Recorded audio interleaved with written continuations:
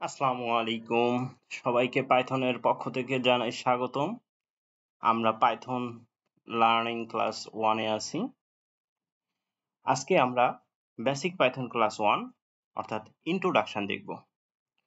তো ইন্ট্রোডাকশনে আমরা প্রথমে শিখব পাইথন কি। পাইথন একটি উচ্চ স্তরের বা হাই লেভেল প্রোগ্রামিং ভাষা।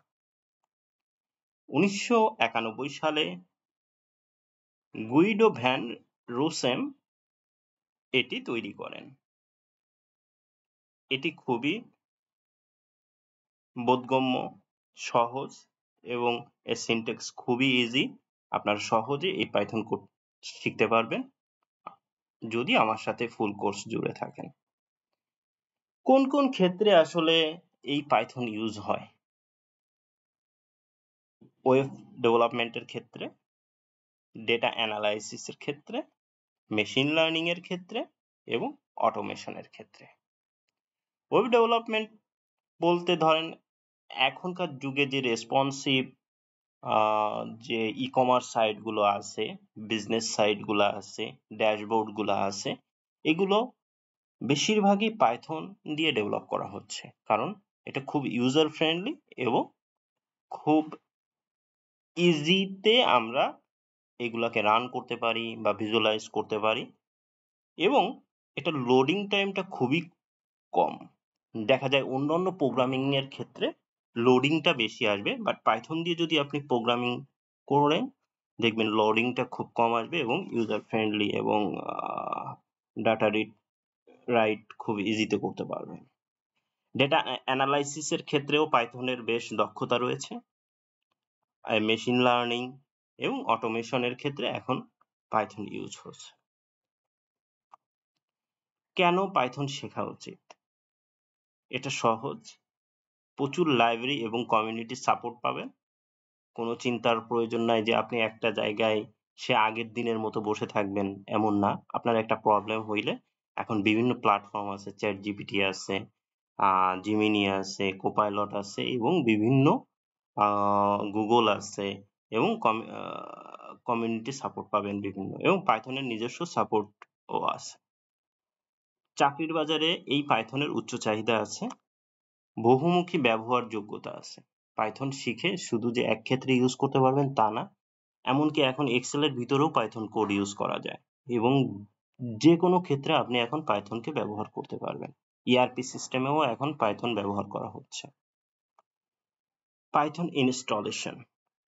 পাইথন ইনস্টলেশনের জন্য আমরা python.org এর ফ্রি যে এডিশনটা আছে, পাইথন ফুললি ফ্রি এডিশন, আপনারা এটা ইনস্টল করে নেবেন সর্বশেষ ভার্সনটা ডাউনলোড করে এবং এটা ইনস্টল করবেন এবং ইনস্টলের সময় একটু দেখবেন শেষে অ্যাড টু পাথ, এই পাথটা সিলেক্ট করে যেন কানেক্টেড থাকে। ইনস্টলেশন শেষে সিএমডি তে লিখবেন পাইথন ভার্সন। পাইথন ভার্সন যদি লেখা হয় তাহলে কোন ভার্সনটা আপনি পাইথনটা ইনস্টল করেছেন সেটা দেখতে পারবেন। আর যদি পাইথন ইনস্টলেশন না হয় তাহলে পাইথনের ভার্সনটা দেখাবে না। আমি ভিডিও শেষে এটা দেখাই দিব। প্রথম প্রোগ্রাম, তো পাইথনের একটা হ্যালো প্রিন্ট ফাংশন এরা দেখাইছে এবং আউটপুট হচ্ছে হ্যালো পাইথন। হ্যাঁ, তো ধন্যবাদ, কিন্তু আমি আপনাদেরকে একটু দেখাই দেই, হ্যাঁ, যে কোথায় গিয়ে আপনারা পাইথন হচ্ছে ইয়ে করবেন।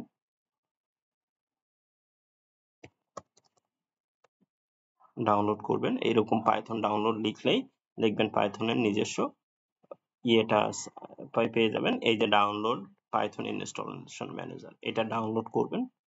ডাউনলোড করার পরে ইনস্টল করে নেবেন। আমার অলরেডি ইনস্টল করা আছে, এই জন্য আর আমি ইয়ে করছি না। এবং সিএমডি তে গিয়ে ইনস্টলেশনের পরে কমন পোর্টালে যাবেন। কমান্ড পোর্টালে গিয়ে আপনারা চেক করবেন পাইথনের কোন ভার্সনটা আপনি ইউজ করতেছেন। পাইথন, এই যে আমার পাইথন ভার্সন হচ্ছে 3.11.1। হ্যাঁ, আপনারা আপডেটেড ভার্সনটা ইনস্টল করে নেবেন। ওকে, আচ্ছা, আমি এখন দেখেন একটা কোড এখানে রান করেই দেখাই। পাইথন, আমি পাইথনের ভিতর চলে গেলাম, এখন পাইথন কোডের ভিতরেই আছি। হ্যাঁ, তো আমি ধরেন প্রিন্ট প্রিন্ট ফাংশন দিয়ে আমি দিলাম হচ্ছে hello everyone.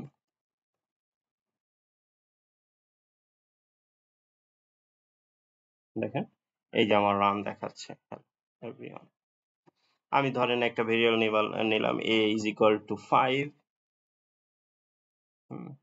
b is equal to 6, আমি যদি দেই x is equal to a plus b, তাহলে x এর মান হবে 5 plus 6 is equal to 11। তো প্রিন্ট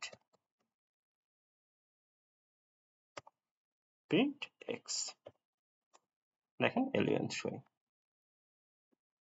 তাহলে পাইথন খুবই ইজি, আমার সাথেই থাকুন, দেখবেন আমি নেক্সট ক্লাসে আপনাদেরকে অ্যাডভান্স পাইথনের কিছু বেসিক কোডিং দেখাবো এবং নেক্সট ক্লাসে আমরা ভিজুয়াল স্টুডিও কোড দিয়েই পাইথন কোডটা চালু করব।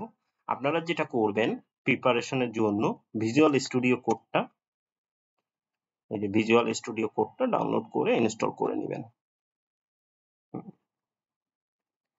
এই যে এখান থেকে আপনারা ডাউনলোড করে নেবেন, ডাউনলোড করে ইনস্টলেশন করে রাখবেন। হ্যাঁ, তাহলে আমরা হচ্ছে পাইথনটাকে ভিজুয়াল স্টুডিও কোডে রান করব। ওকে, তাহলে আপনাদের সাথে দেখা হচ্ছে আমাদের নেক্সট ক্লাসে। ধন্যবাদ সবাইকে, আমার সাথেই থাকবেন।